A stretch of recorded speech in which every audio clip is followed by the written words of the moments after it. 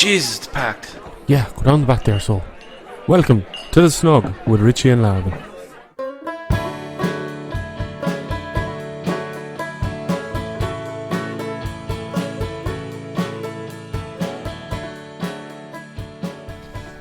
Hello. Welcome. This is another episode of the Shnug podcast. My name is Richard Loftus. I'm Lavin. And this is a show from the west coast of Ireland, where we get different kinds of folk from all walks of life to talk about their passions. I was about to say their desires there. No, that's the wrong Desires? one. No. That's a different podcast. Yep. Yeah, you have to pay for that That's one. the blue Shnug. What you got, their interests, their side hustles, whatever they're interested in. Any crack, how are you? Pretty good, yeah. How was your trip to Eindhoven? Well, let me tell you. Last Friday I had a sort of a gig. Yeah. And it was kind of like a, what do you call it? It's kind of like a variety show, like vaudeville variety show kind of job. Like there was musicians, I showed my art, fucking, you've seen what it was, video thing. Was this the one down in Doolin? Yeah, it was, yeah. And then there was a couple more like comedian musicians. It was great night. Put on by Anya O'Brien, who we will interview at some point. So that night I didn't drink at all because I had to drive back home. It was about just over an hour away. Yeah. And I got on a bus. I didn't want to be hungover going to Eindhoven. Got on a bus the next day, got up to Dublin Airport, got in there, and for some reason I couldn't check in with my phone. I was like, fucking Ryanair, of course. So I waited in line. You know the ticket desk for Ryanair in Dublin Airport in Terminal 1? Mm-hmm. Is it Terminal 1? It's like two people there at the ticket desk. Big, massive line. So I was there for an hour, and I was like getting late for the flight. I was like, fuck, what's going on? So I finally get up to her. She's like, oh, what's your booking code? I gave her the code. She's like, you're not showing up. I was like, what's going on here? So she checks tickets again, and I had booked for 2 weeks in the future. Fuck. So I didn't go. Eindhoven was great then. I'm sure it was fun, but I wasn't there. So I just went to the fucking zoo instead. And did you stay up there for the night, or did you just come back down? Yeah, so like I was gagging for drink, like. Yeah. And so I went to my buddy Eamon's house. Hey, Eamon, long-time listeners will know Eamon Healy, our first. He was the first lad we interviewed. I stayed with him, and he was just like, "Look, I don't want to go on the pints tonight. I can see you wanting to go on the pints, but I was like, you know what? That's fine. It helped me calm down." But then we went to the zoo. Nice and civilized. Yeah, and then I got on the train. Our buddy Nash was working on the train. Got the train home, and that's pretty much it. That was my trip to my first trip to the Netherlands. Successful. Yeah. Successful.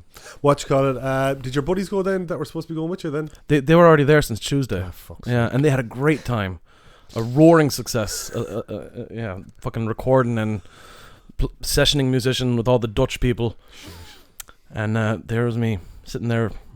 Oh, can't use that expression. Sitting there, just wishing I was there. Anyway, yeah, I don't think anything happened to me. Oh yeah, got the curly finger from the landlord on Friday. Wouldn't that be the get out of here finger? Yeah, whatever. You're in trouble with the landlord. Yeah. So you got 6 months? Got 6 months, baby. So but we have a few buns in the oven. So really? Yeah, but we won't. You got a bun in the oven? Well, you know what I mean. I know what you mean. I'm not pregnant. You're not pregnant. We've some houses we might be able to move to. Okay. That'd be interesting if I did have a bun in the oven. Well, it would defy nature. True. Speaking of defying nature, our guest here, Echo Harte. How you doing? How you doing, lads? I can tell this is going to be a good interview. Huh? You never know. It might be good. That's quite a segue. Nice one. Any crack? How are you? I'm good now. I just listening to you there talking about your, journey to Ryanair. I hope that does not happen to me tomorrow. I'm heading off to Glasgow and then heading off to Italy, and I do not want to be going to any zoos. Yeah. Did you check your flight details? Yeah, I did. So hopefully, I haven't made any mistakes there. But yeah, you should be fine then. I should be. I've never understood zoos either. Like you pay money to look at animals. Why? Yeah, but the gorillas are great crack. Gorillas are great crack. There's only about 700 of them left. There's only 700 gorillas left? About that, yeah, in the world. Mountain or lowland? According to Carl Pilkington, I don't know. So he speaks the truth. Yeah. I went trekking with mountain gorillas there in Uganda 2 years ago. You were in Uganda? Yeah. 2 years ago? Yeah. During the pandemic? Before the pandemic. Mountain gorillas? Mountain gorillas, yeah. Nice. They're the hairier ones, aren't they? It's class. It's unbelievable. Class. Yeah. Expensive as fuck. But yeah, kind of Worth a it, once in a lifetime experience kind of thing. Yeah. But like as close as you are to me now. Mm-hmm. We like that kinda close to it. Trekked down, and then we just got to the base of the jungle, and then the whole family kind of surrounded us and stuff like that. Wow. It was amazing. I don't know how I forgot that. Like you did tell me that. Mm.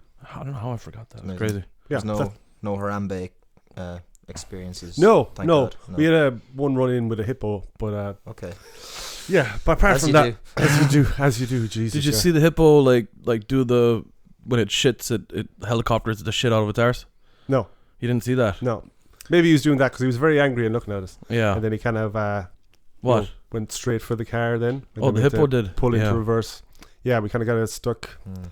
in a wildlife park just after the really rainy season, Mm-hmm. and we kind of went down this meandering road, and then it kind of went off track, and Jesus Christ, yeah, we nearly got stuck in the wildlife park overnight. Not fun. That would have been great. What are you No. talking about? Yeah, sure.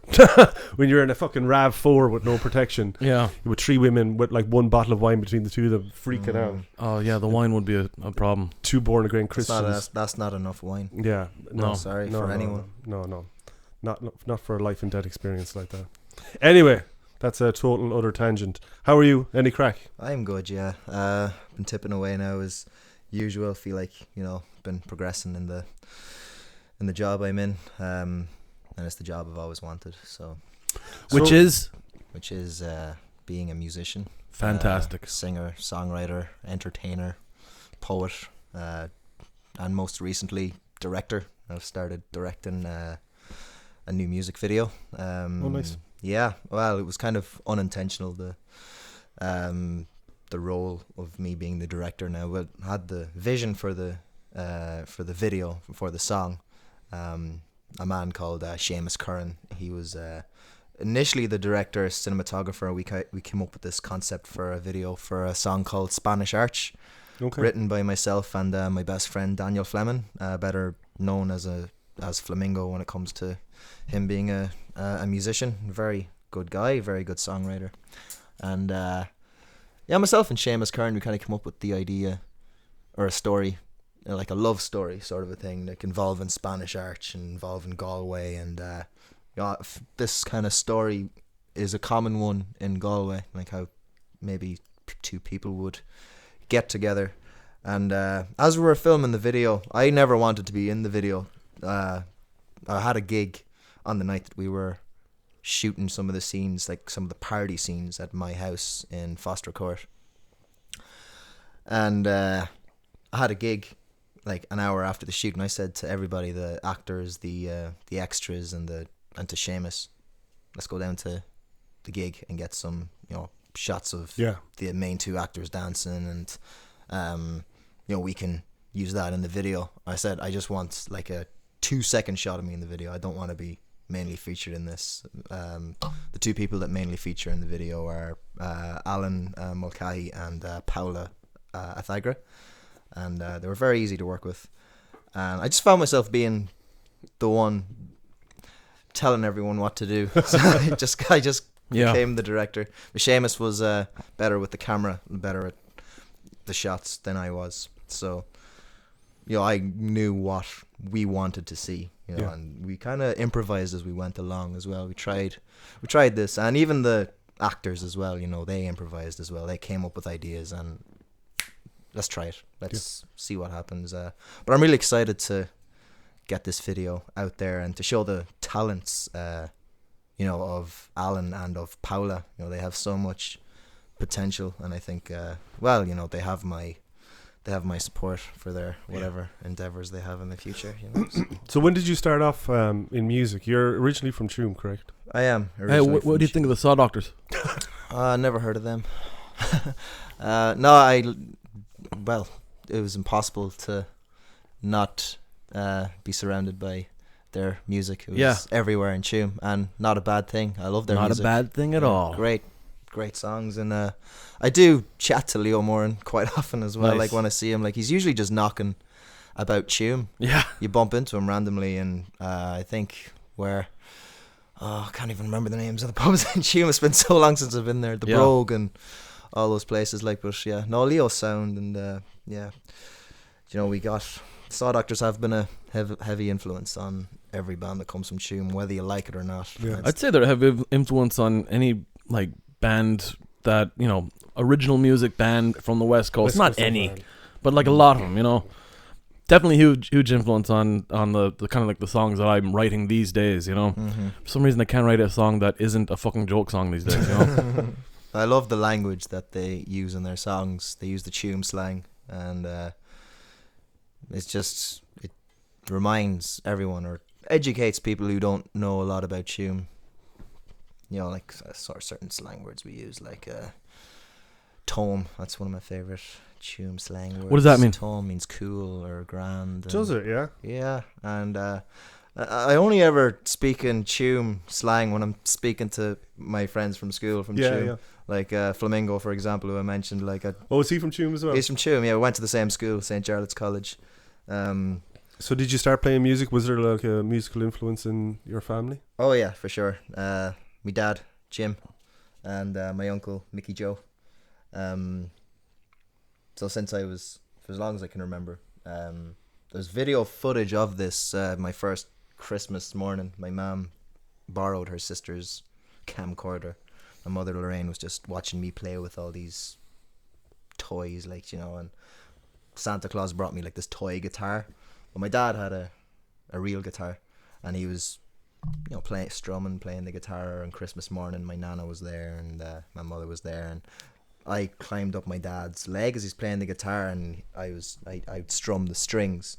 Oh, cool. And he'd, you know, hold the chords, and that's kind of my earliest memory. Like that, my father's the first person I saw play music, and then my uncle Mickey Joe, like, you know, when he'd come over, he was another musician. They were the only two musicians I would see who could actually do this, and obviously, like, all my mother and father's, you know, their CD collection would range from The Police to Blondie to Dolly Parton, Christy Moore, and Tom Waits, and Closing Time remains probably my favorite album of all time. One of them, at least. I recently recorded a song where it's Tom Waits singing Listun Varna.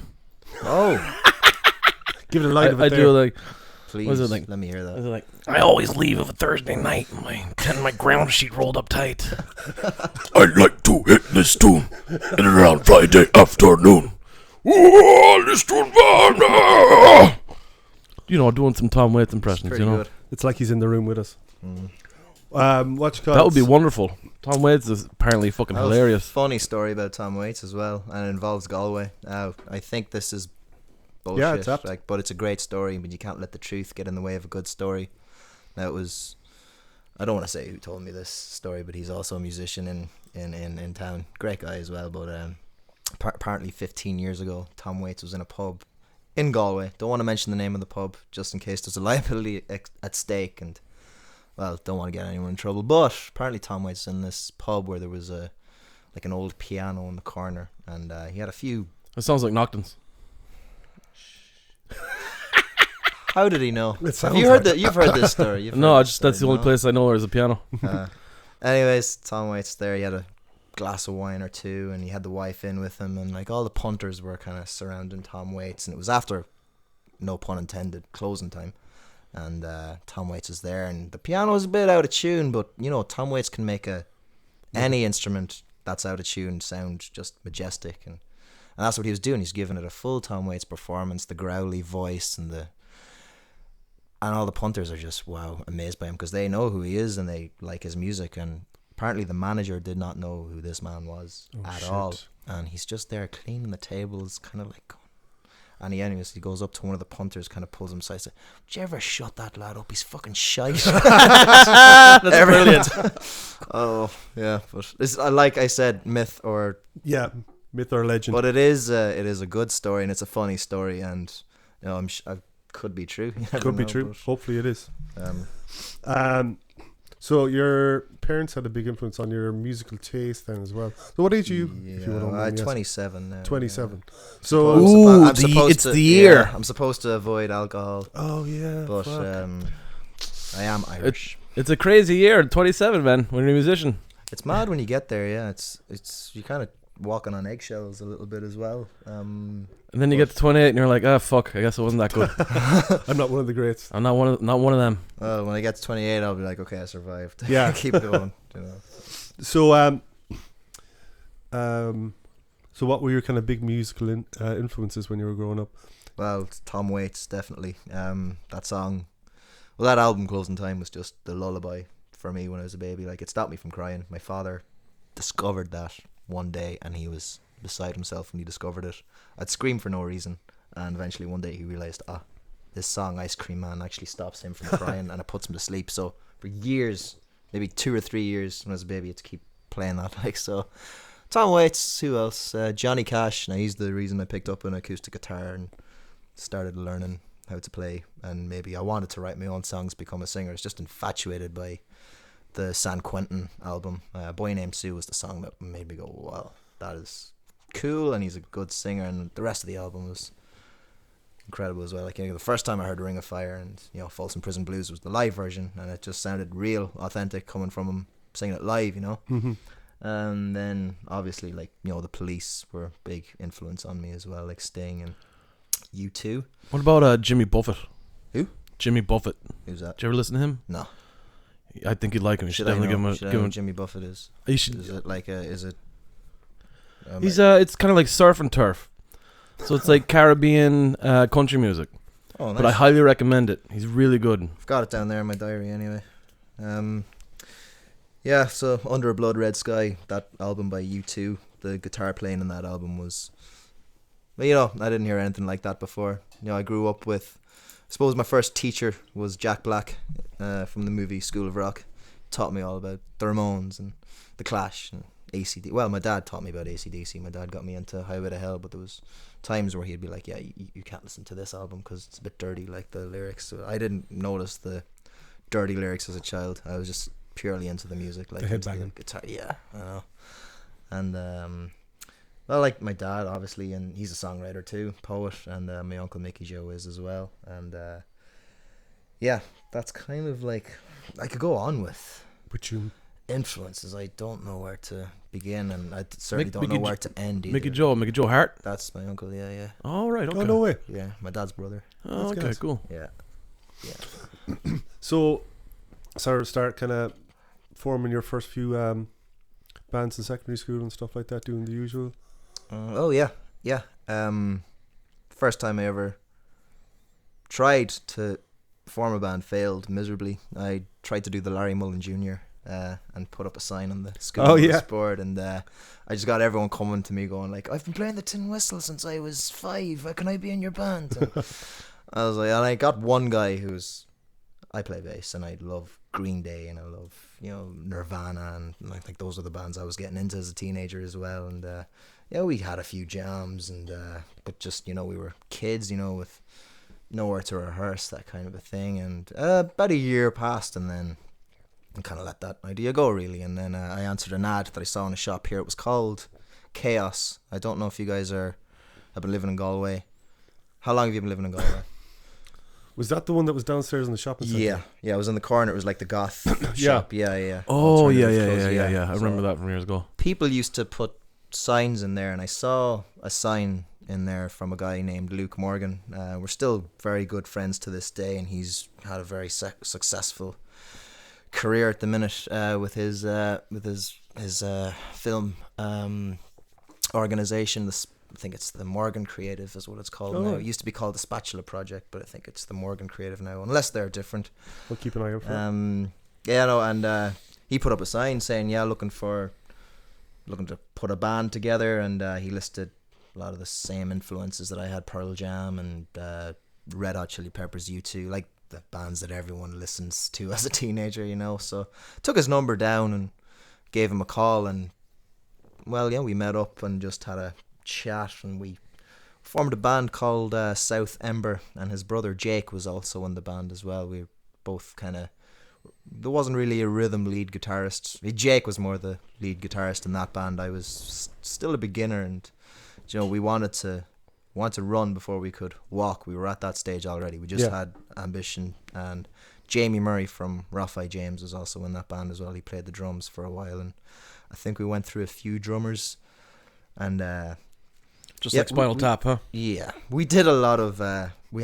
Those were a lot of first experiences in that band. Like the first time we did a gig, and the first time we, attracted female attention because you have to start somewhere. You have to start. You have to make those mistakes, or the best not make those mistakes, or whatever. Like like we did the Leisureland Junior Cert results night when we were 15, and we played in front of 800 Junior Cert results night students, and we just felt like rock stars. Yeah, we did. Yeah, it was great. Was there much drink going around? Of course. Brilliant. Yes, there was. No, it wasn't. We didn't bring any drink with us, but there was drink there for us. I nearly got my head beat off me because some lady was talking to me, and she had a boyfriend, and she asked me to sign her arm, and I did. I signed her arm, and the boyfriend came over to me, and he was like, "Did you sign?" I was like, she asked me to, and he's like, "No, if it was you, it's fine. You were a great musician. I was like, as long as it was you." But this guy was like, well, he looked to be 10 feet tall, but obviously he wasn't.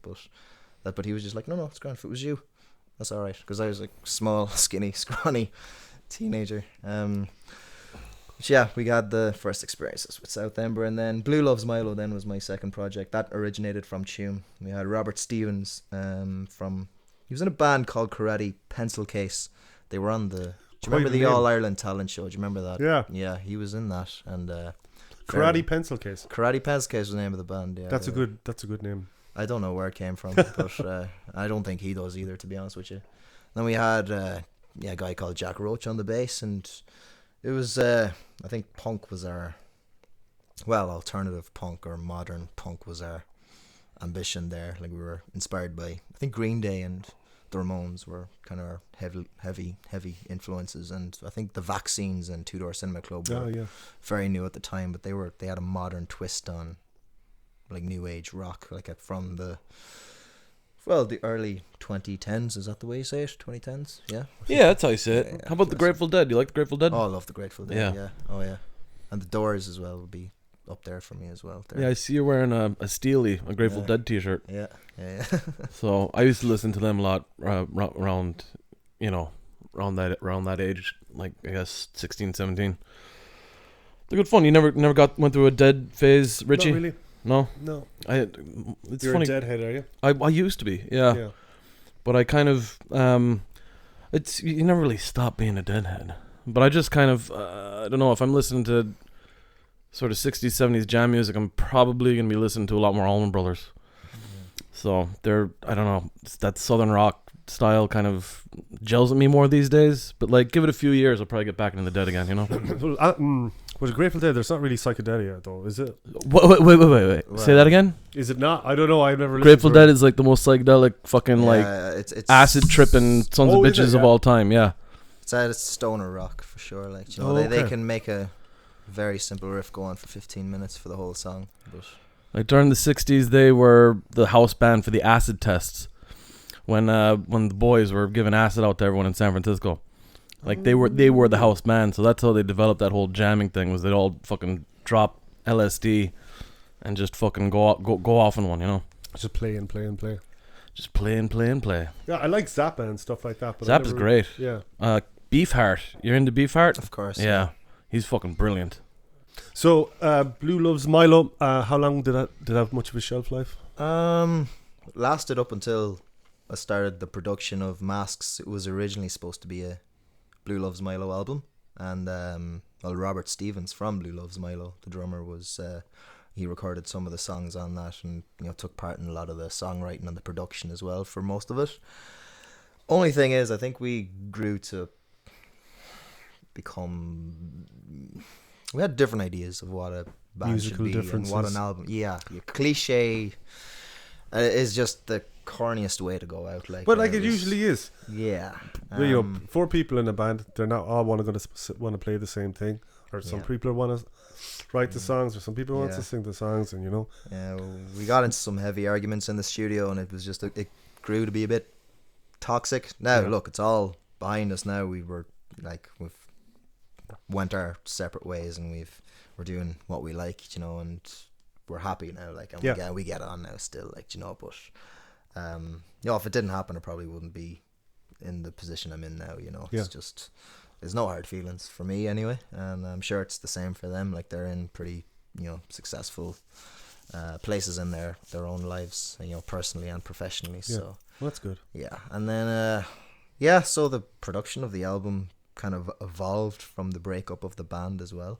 So kind of, as you said, separate ways there. That was kind of your first single. That was kind of 2016, was it? Yeah.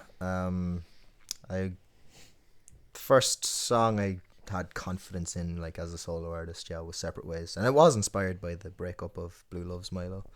I wrote it from the point of view of a breakup in a relationship, Felt like it was more universal, and the simplicity of it as well, kind of has an emotional attachment to the listener.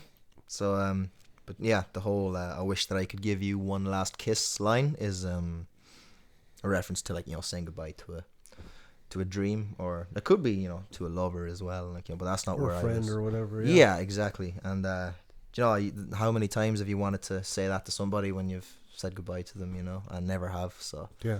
it's just like, it's a good thing that it happened. Like, and Separate Ways is one of those songs that my friends come to my gigs, like, if I'm playing in the keys now, say an acoustic set for 2 hours, and I'll always throw my originals in. I'll usually start with an original, I'll end with one as well, and I'll scatter a few in between, the popular songs. And but as soon as Separate Ways, I start playing that, my friends who are there, or people who follow me on Spotify or whatever, they sing along to that one. So felt like I was on some kind of a winner there, like. And it tells me, like, I can write songs by myself, like. So it's even strange when you listen to the kind of the first version you had of that song.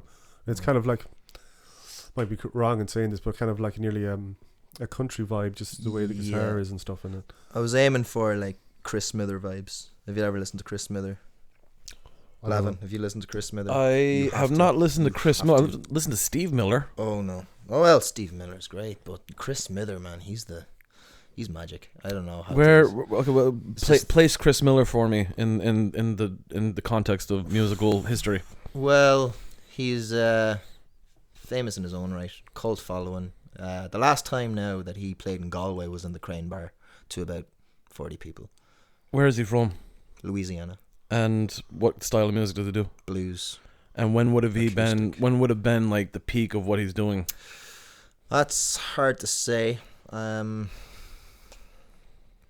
wouldn't know, to be honest with you, but look him up. I definitely will. You will definitely like him. Like, that open tuning that I do in Separate Ways, that was inspired by him, and the finger pick and the solo and over, like, open chords, and the foot tapping as well. Like, I had that in the beginning, but I try not to copy artists too much. I like to have the essence of them there, but then kind of take it in another direction. Well, with copying as well, it's like there's no problem in hearing homages, I think. Is that how you say that? Homage. Sounds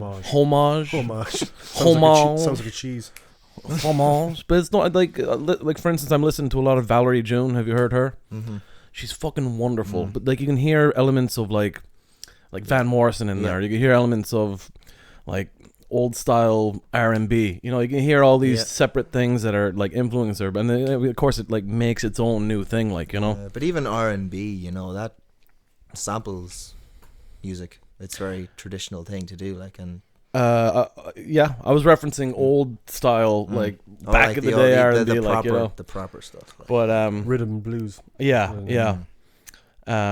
yeah, no, it's fucking. It's always great to hear the influences on songwriting. It's like, it's an influence, like, it's like with movies as well, like, when you see, like, a scene and people label it as that's so cliche, but maybe it's a classic. Maybe it's a classic thing to do. Like, people, I don't know if you're fans of Star Wars. Like, I know we're getting on to a different, but people complain about the prequels, like the cliches and stuff, like, but maybe it's a classic thing to do, and it's just There's nothing wrong with. That's a with big fixtures tangent to go in if we go into. We won't go into Is Star it? Oh, Wars. we can go there. We I could do a think. full episode on that. Well, I think let as me far know. as like the only thing I would say with the prequels is it seemed like that George Lucas just no one could tell him that's the wrong thing to do, and so he just went and just did it. He directed those films, He didn't he? directed. He He, did, he yeah. wrote and Yeah. directed all three of them. Sure, he did But- the first ones as well, but like He didn't direct the He- original 3 though. the very first one he did. Yeah, Oh, did, he but not did the other first two. one, yeah, no, and no. I think his wife at the time did all the editing. Oh, yeah.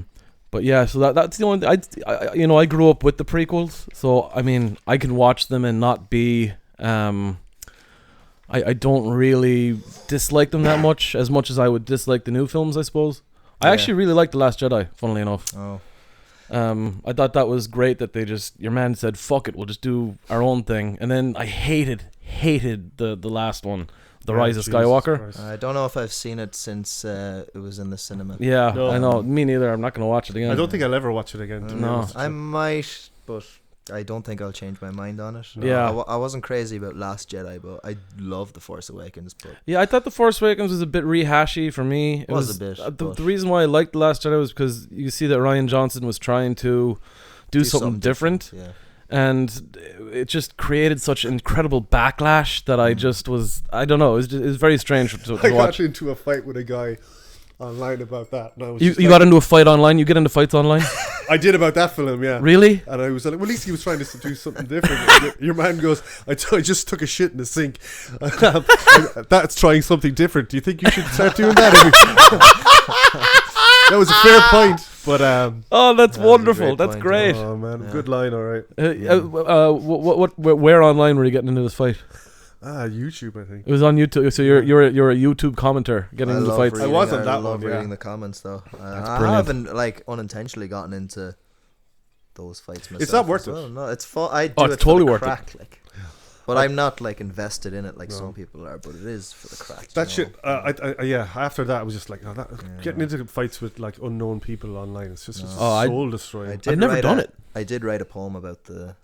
Well, it has a verse about the Star Wars prequels. And Oh, yeah? Yeah. Well, it's kind of an angry poem about just people in general, like critics and just idiots, and it's called "Fuck 'Em All." It's the name of the poem, and then like it gets into serious stuff, and then for a bit of humor, throw in the whole people who diss the Star Wars prequels. How about Star Trek? You into Star Trek? No, never got into it. I'm sorry. No. Oh, yeah. Nothing against it, you know. Yeah. but Oh, that's. I mean, same here. I never was into never- it, Just never watched it. but I sat So- down and watched every single episode of Deep Space Nine recently, and now I'm halfway through Voyager. Really recommend it. It's actually very good stuff. And what series have you watched every episode of? We're getting very off topic here. Most but I've seen a lot, like Deadwood, Sopranos, all the classics. Everyone, Yeah. you know, The Wire, everything that's Wire, everyone's Mad Men. everyone's seen. You Have you know. watched Mad Men? No, You don't like Mad Men, do you? No, I'm not a fan of it.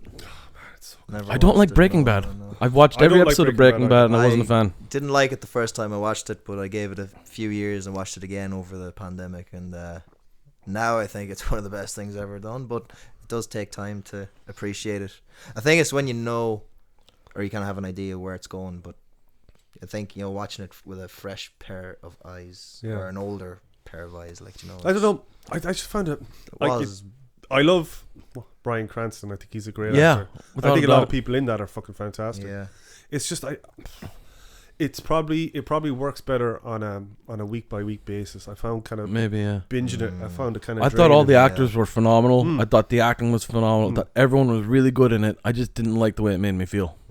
Yeah, it's You know? something about that kind of sepia tone it's filmed in too. It's just kind of. Or just the way it went. I don't know. It's I can very much appreciate everything that went into making it, and I can appreciate that it is very well done. I just it's not for me. You know. Did it take Different you strokes, different long to realize, or did you know instantly? I that didn't it know was- until after the last episode.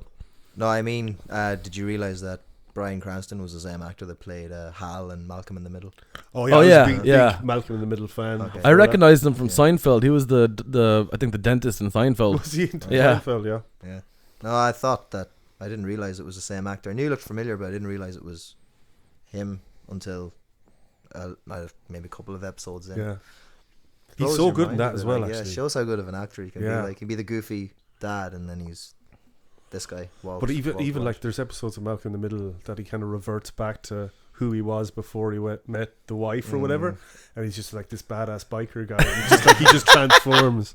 There's one episode and I don't know, is she gone for the weekend or something? I'll have to watch. I haven't watched Malcolm in the Middle since I was a kid. It's on Disney Plus. Yeah. Oh, and is it? like Yeah, personality splits. Right. And like all different versions of Hal are all over the room, and they're all like Right. tiny talking to him. Okay. And he's like, "No, let's just fucking hit the road and leave these kids behind." Nice. And it's just like, Yeah.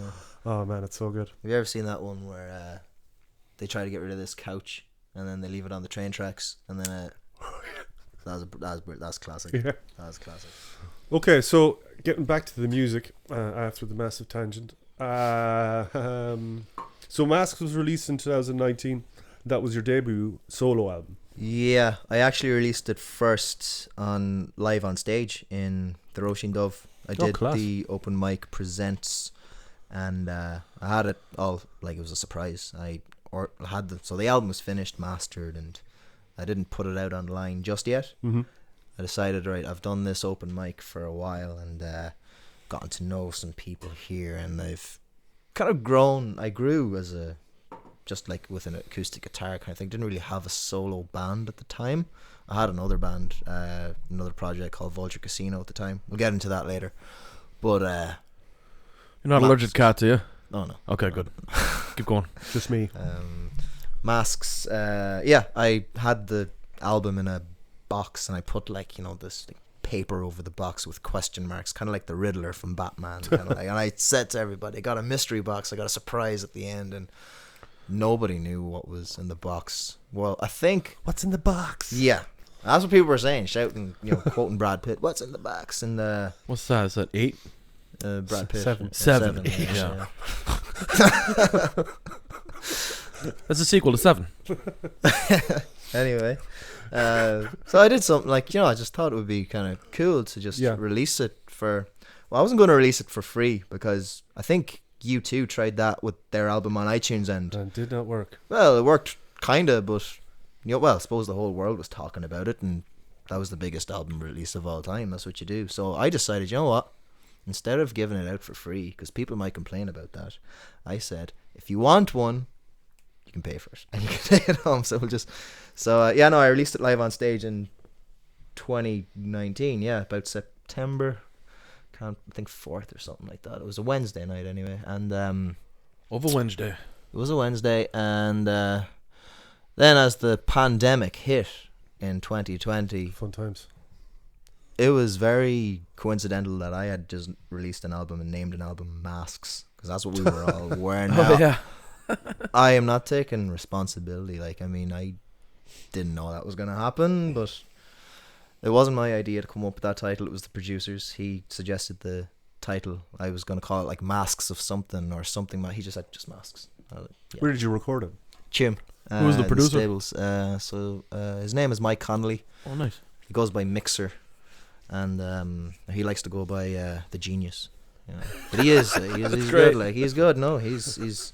We're both kind of bouncing off each other and both kind of learning new things from each other. And we're definitely at a place now where we weren't at when we recorded Masks. I suppose it took a while to get going because of the conflicts in the band Blue Loves Milo and all that.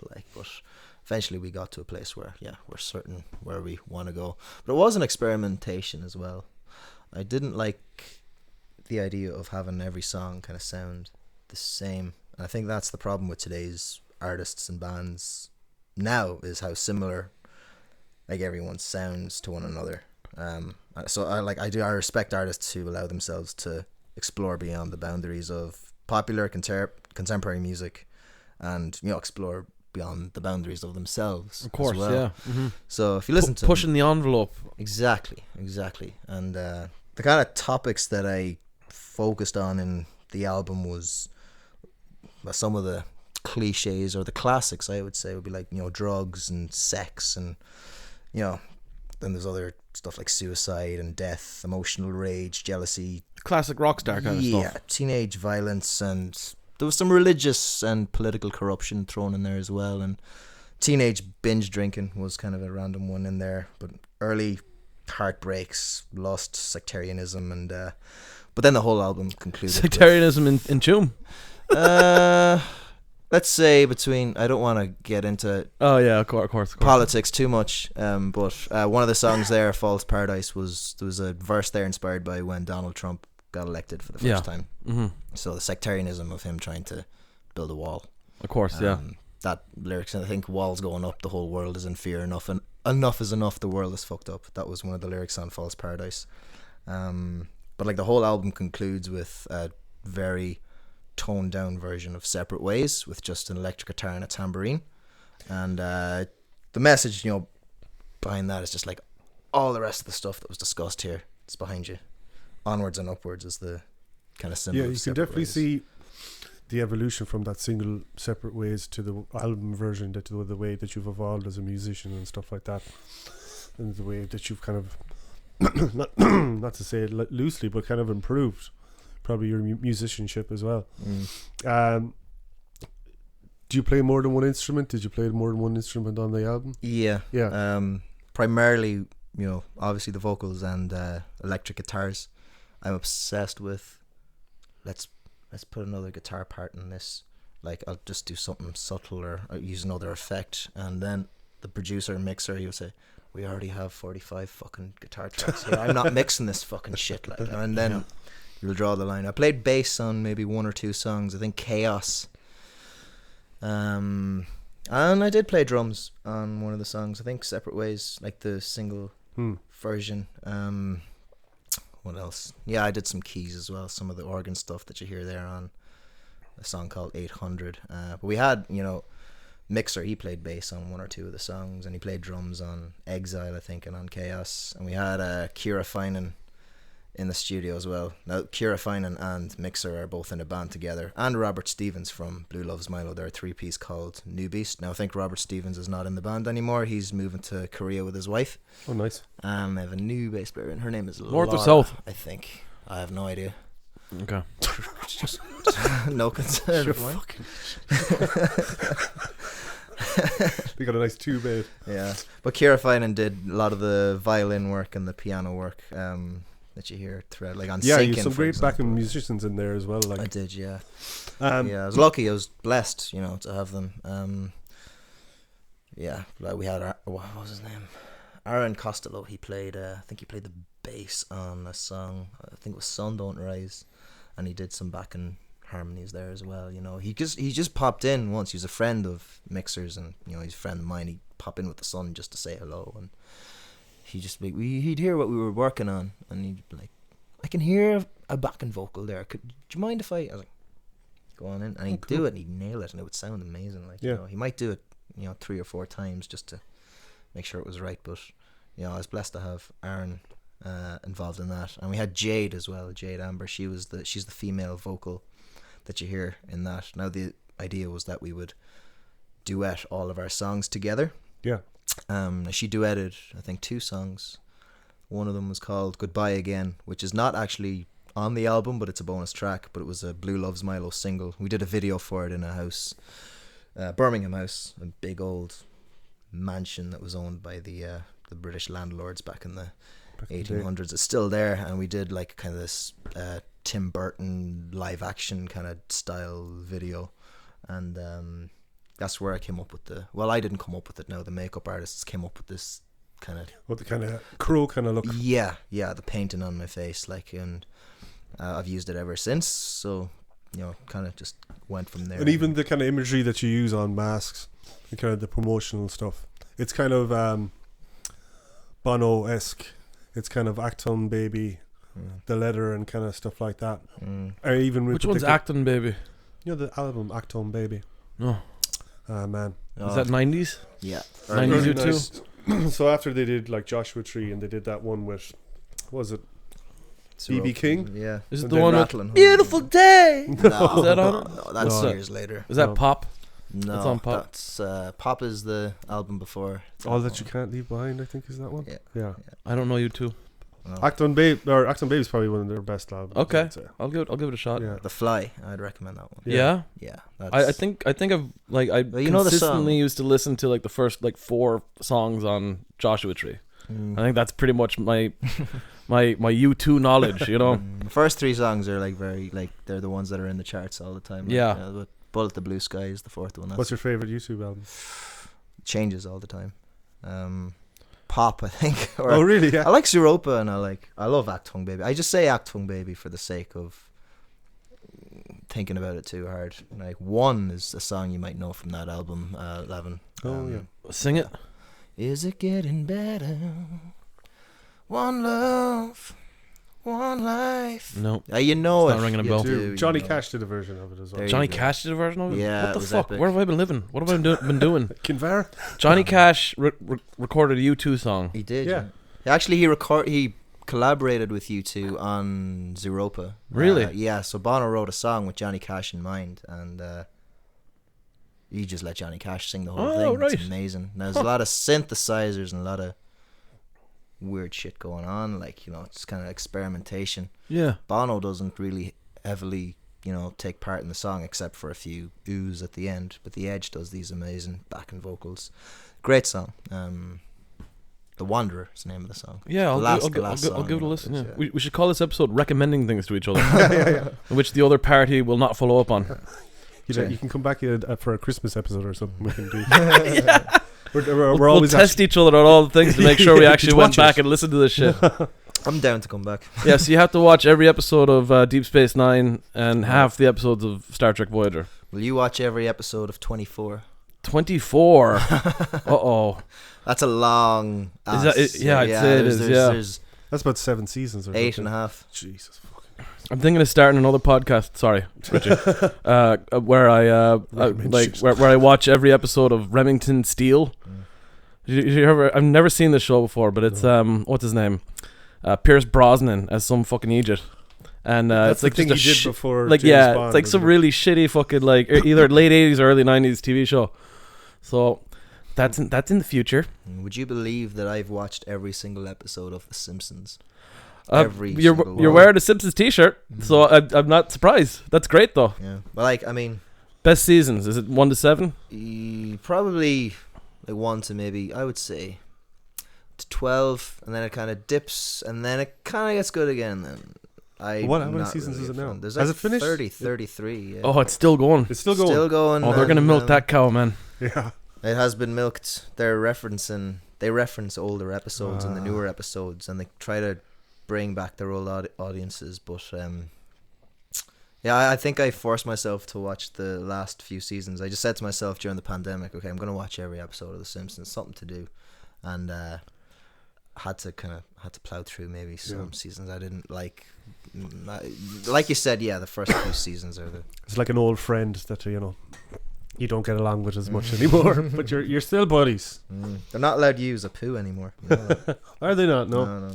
It's an offensive stereotype. Oh, Now no. it is, but I thought they changed the actor, no? Because it used to be a white guy that voiced him, wasn't it? I don't know. It was Maybe they Hank. did. It was the same guy. What's his Hank name? Azaria, Yeah, it was him, wasn't it? Yeah.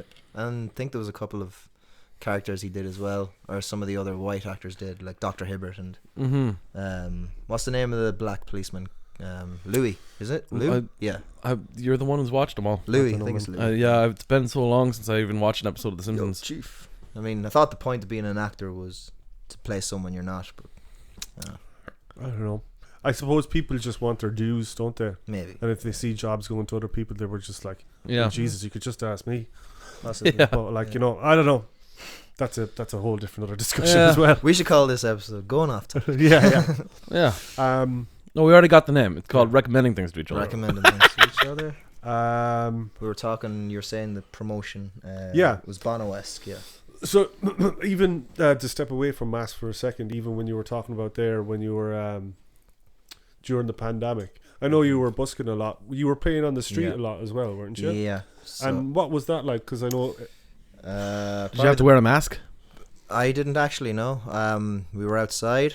I have to say it was probably the best experience that I've had as a musician, the pandemic. And I don't know any other musician that could say that.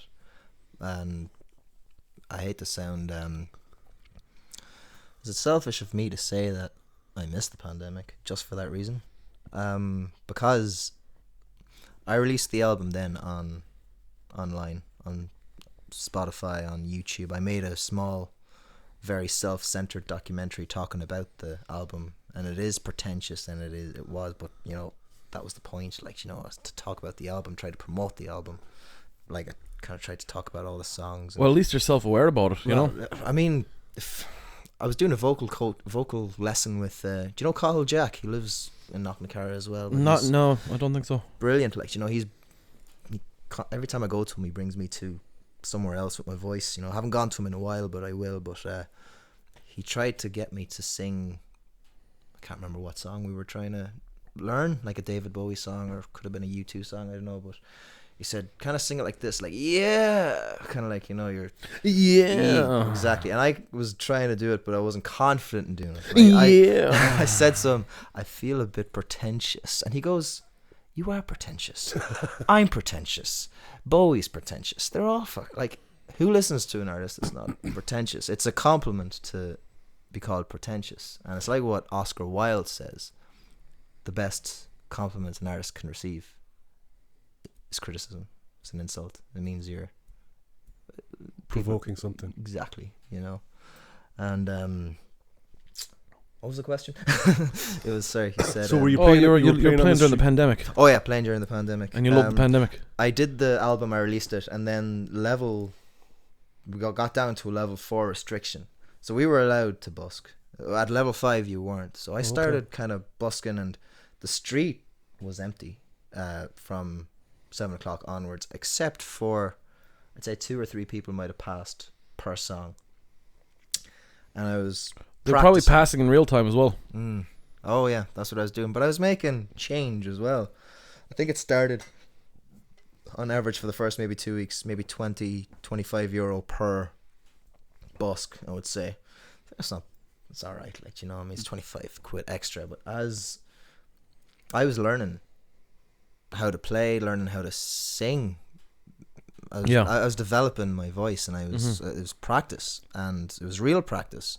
I won't get into it, but I went through my own kind of midlife crisis just before the pandemic. And You had a midlife crisis? yeah, I was going through stuff, won't get into it, but I was putting that sadness, that rage, that anger into my singing, and I just kind of realized, wow, this is why John Lennon, Bob Dylan, and all these guys are able to sing like. Do you use way your they own do. accent when you sing, do you think? Sometimes, Yeah. not often. Okay. I'd be afraid that I'd sound like, you know, a Saw Doctors tribute band. Yeah. That wouldn't be a bad thing, but I try to stand out a bit. Mm-hmm. There have been times where my accent comes out when I don't intend it to. There's a song I think called Exile. Can't remember what lyric I sing in that song, but my accent just, rotten. I can't say rotten without sounding like I'm from Rotten. Tuam. Yeah, so the lyric is fruit goes rotten from the skin to the core. Just the word rotten, just the accent is just there, the Tuam accent, and it's I laugh when I anytime I listen back to it or anything like that. But then as the busking kind of continued, I saw that the restrictions were going down, and the crowds were Getting bigger. Now I was in two minds about this. I was like, oh shit, like the crowds aren't supposed to be Big. but we are outside, and they are, half of them are wearing masks, less than half of them are wearing And they're all masks. probably emptying out of places at 11 o'clock. Exactly, that's what. what was happening. You were allowed to sit in pubs and restaurants, you know, like 2 meters apart from one another. But I put a sign on my case. Anyways, there was a group of maybe 18, 19, 20-year-olds one night, and they all followed me like on Instagram and my Spotify, and I went out again then the next evening. Same thing. The same people came back to listen to me, like, but they wanted to hear, you know, all the classics, like, you know, like Zombie and like Red Hot Chili Peppers and Dolly Parton, that kind of thing, like, you know, and Iris by the Goo Goo Dolls, that kind of thing. Yeah. And they were throwing money into my case. I was giving them what they wanted. You know? I was selling my soul, but like, you know, it was fun. I enjoyed it, and they all started chanting Echo Harte on the street. I was like, okay, I'm going to keep doing this for the whole pandemic. Restrictions went back up to level 5 after a while.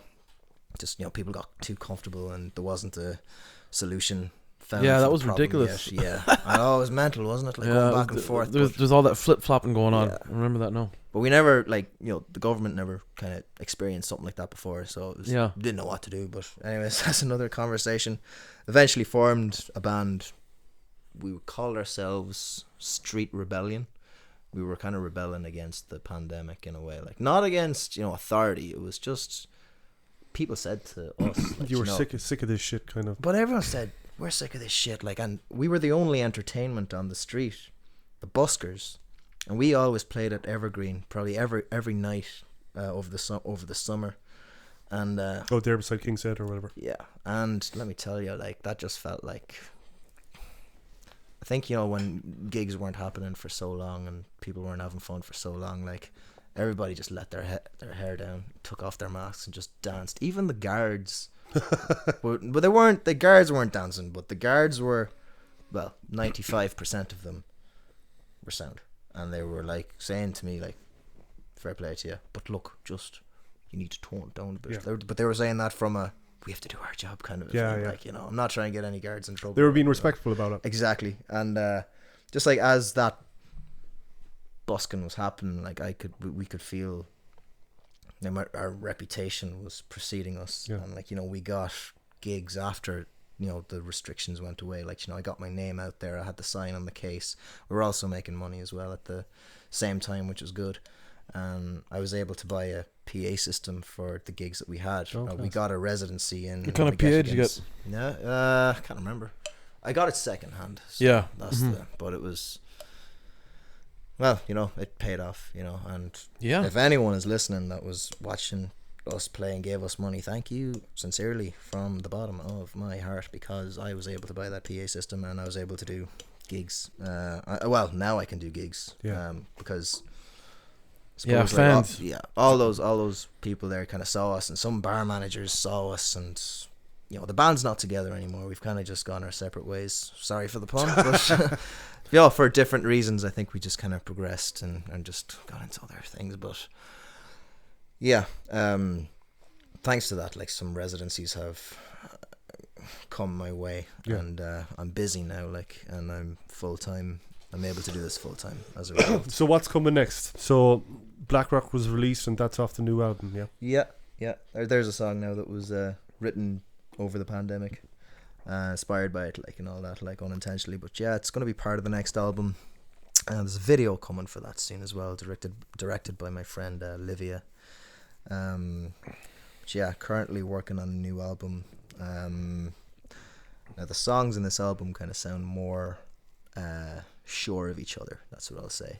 Like, Masks is kind of the sound of a singer and an artist, like, testing out different voices, different musical costumes, like, I'm a big fan of Halloween and theater, and and I love to write scripts, music videos, and I think my latest discovery is my love of directing, and as I said before, I am directing a new music video for the Spanish Arch song, and that probably Is it gonna have clowns in it?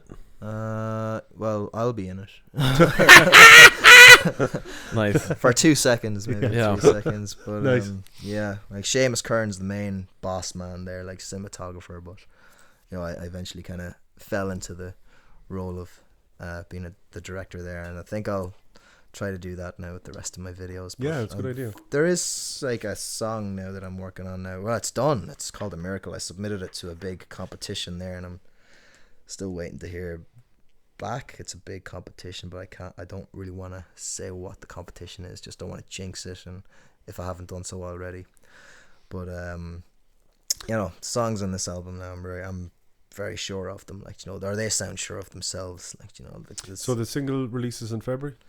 There will be a single release. Yeah, myself and Flemingo are going to release our own song. It probably won't be part of this album I'm working on now. Okay. Spanish Arch will be the name of this one, like, in kind of in contrast to Blackrock Yeah. as well. Name some places, but the way myself and Flemingo write songs is he'll come over to my house and we'll just have a jam, and he'll have this chord progression that he wrote a few days ago, and we'll just play with a few ideas, and ironically enough, they're 2 songs now that we've written, both been inspired by drinking. Nice.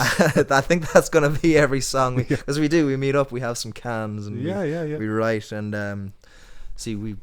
I've written Rain in June in 2020. We wrote Spanish Arch last year. I think just like pandemic and all that, we weren't able to get it out in time. But it's 2022 now. The song is finished and we're excited to release it now for February. But I think we're going to write a song every year for about maybe when we have 9 or 10 songs, then we're going to at the end of that we'll make an album. It'll be a journey progression. So I'm looking forward to what that will be like. But Your buddy Flemingo, does he if he doesn't eat the right food, do his feathers turn white?